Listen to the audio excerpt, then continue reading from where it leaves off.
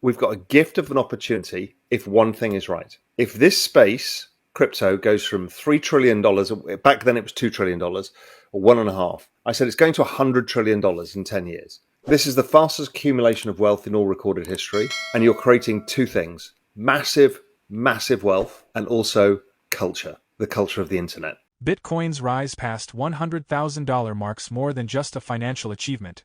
It signals the beginning of a cultural revolution. With the cryptocurrency market now surpassing $2 trillion, wealth creation is accelerating at an unprecedented pace, driving a shift that is reshaping human interaction and creativity. This shift isn't just about numbers, it's about the fusion of blockchain, NFTs, and DeFi into a cultural and economic powerhouse that blurs the lines between digital innovation and artistic expression. Real Vision CEO Raoul sees this as much more than finance. It's a dynamic ecosystem. The rapid growth of crypto and NFTs has transformed them from investments to cultural symbols. Holograms, immersive art, and digital ownership are rewriting the rules of engagement, creating a future where the digital and physical worlds seamlessly blend. This moment in history is about more than cryptocurrency. It marks humanity's evolution into a fully integrated digital age. In this new world, creativity and value are intertwined, unlocking limitless potential for artists, investors, and visionaries alike. Stop. You don't have time.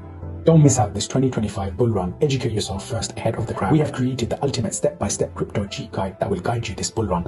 Unlock the secrets of crypto and make smarter investments today.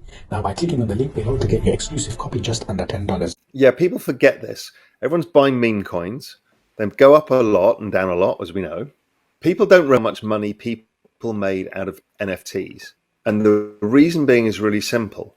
They're priced, or the ones that we are mainly, the important ones, are priced in ETH.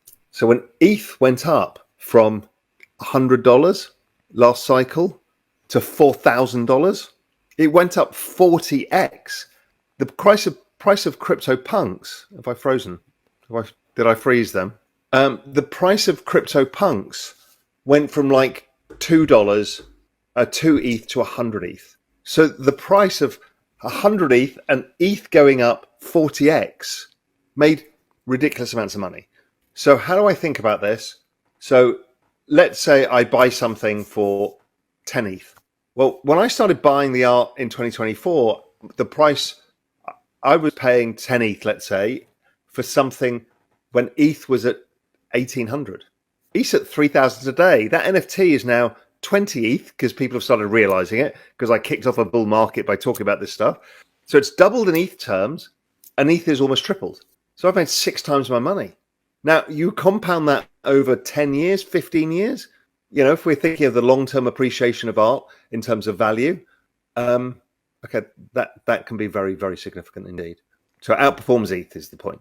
Too early to tell. I think 2021 was a mania. So we don't know whether we're going to get back to those same levels. If we look at volumes now, they've gone down, but values are rising. My guess is we will set all-time record high prices for art. My guess is the Salvador Mundi Da Vinci piece that sold for $450 million will be broken by a piece of digital art eventually. So because of the wealth. So look who bought the Salvador Mundi, the leader of Saudi Arabia. Right, the richest man in the world buys the most expensive painting ever sold. But we're going to make a lot of very, very, very rich people in this space, and they're going to compete for this stuff. And it's social signaling, it's long-term savings, it's, you know, all of those things. So I think we will see preposterously higher prices over time. Let's see what happens this cycle. So as far as I'm aware, the physicals have been trading at a premium. My guess at the end of this cycle, the physicals will trade at a discount to the NFTs. But this is the very clever experiment Damien did. It's really clever. So we don't know yet. I'm guessing. For example, I get hit up every few days by a Beeple collector who said, hey, do you want the physical? I'm like, why are they all selling the physical? Because, and I said, have you taken it out of the box? No. So it's been sitting on your shelf for 3 years or 4 years. You've never been able to look at it. You've never been able to touch it. You have no value from it apart from hoping it appreciates. They're like, yeah, so I'll try and sell it. I'm like, fascinating.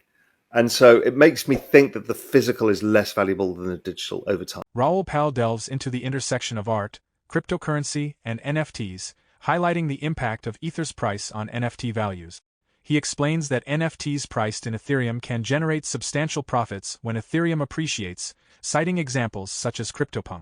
Sharing his personal experience, Pal reveals that one of his NFTs doubled in value due to Ethereum's rise. He believes NFTs have the potential to outperform traditional investments in the long run and predicts that digital art could surpass iconic physical works like the Solvatore Mundi, influenced by the rise of crypto elite. Pal suggests that physical art may lose value as NFTs, with their flexibility and digital nature, become more dominant. He also draws attention to holograms as an emerging frontier, offering immersive 3D art experiences without the need for VR goggles. He points to examples like Tupac's Coachella hologram and ABBA's UK tour, seeing holograms as a bridge between physical and digital art. Pal encourages collectors to focus on the personal resonance of art, valuing it for its intrinsic worth rather than short-term financial gains. Everybody's missing another thing, and I've spoken to a lot of the well-known artists about it. Everybody's missing holograms. I was there at Coachella when Tupac's hologram was there. I was physically in the crowd. Currently, again, nobody in America realizes it. ABBA, which is one of the biggest bands in all of history, have basically been on tour in the UK via hologram. So hologram art means that you can have 3D multi-dimensional art without goggles. That technology exists. Sure, maybe for a museum first or whatever it is, but that exists. So when you look at some work like people like Kim Asendorf, I was privileged enough to see some of his work that's about to be released. It's very 3D depth, breadth. It's like, I can't really describe it. It's like going into the void of the internet. Now that should be a 3D experience, and it's probably better in hologram than it is with goggles, because a hologram really is connecting the digital space with the physical space. The goggles are connecting a representation of a physical space. So there's something there. So I think holograms are the things that slept on as the technology for art. Yeah, if you like art, making art, then continue to make art and get better in your practice and get feedback from others. But don't think about selling it necessarily. If you can, you can. I mean, Xcopy was selling his stuff for nothing because nobody knew the form, the medium, whether it was valuable. So just keep going. You know, if you're an artist, don't think about the money, just think about the art. If you're a collector, don't think about the money, just think about the art.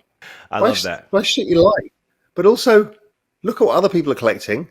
If you're trying to invest, look what other people are collecting, who people are talking about, serious people, and then say, okay, do I like this style of art? Is this something I understand? Is it in my price range? And then you can start saying, well, there's somebody else who's kind of similar that I can find, that I've found them on Super Rare and they're a young artist. Great. But I know everybody says it flippantly, buy stuff that you like. It's because it's not an investment game really until it gets more expensive, and you know. If not, it's a crapshoot. So don't buy stuff because you think it's going up. Buy stuff because you think it's cool. Bitcoin has recently reached the historic milestone of surpassing $100,000, marking a significant achievement for the world's first decentralized cryptocurrency. This comes amid a lack of price momentum in major global assets like oil, gold, and the S&P 500 over the past month. While Bitcoin has surged by 32%, oil has dropped 6.3%, and both gold and the S&P 500 have seen slight declines. This rally has sparked optimism, with analysts predicting that Bitcoin's bull run could continue until the end of 2025, entering what traders call the euphoria stage. Bitcoin's current rally is fueled by a metric known as the long-term holder net unrealized profit loss, which tracks whether the network is in a state of profit or loss. Despite declining global liquidity, Bitcoin has shown significant growth, leading experts like James Coates, chief crypto analyst at Real Vision, to suggest that the rally could continue if liquidity conditions improve. Predictions for Bitcoin's price by January 2025 range from a potential local top above $110,000. Bitcoin's remarkable growth, from being a virtually worthless digital asset to its current value, has attracted major financial institutions, positioning it alongside some of the world's largest economies. Some analysts now believe Bitcoin could reach $200,000 by the end of 2025, with even more bullish predictions suggesting a potential $1 million price point in the coming years. As Bitcoin continues to evolve, the question arises, could NFTs and digital art surpass the value of traditional art? How should collectors approach this new frontier in art and investments? Share your thoughts in the comments below. For more Daily Dose Crypto news, check out these 2 awesome videos on your screen. Click now and we will see you on the next video.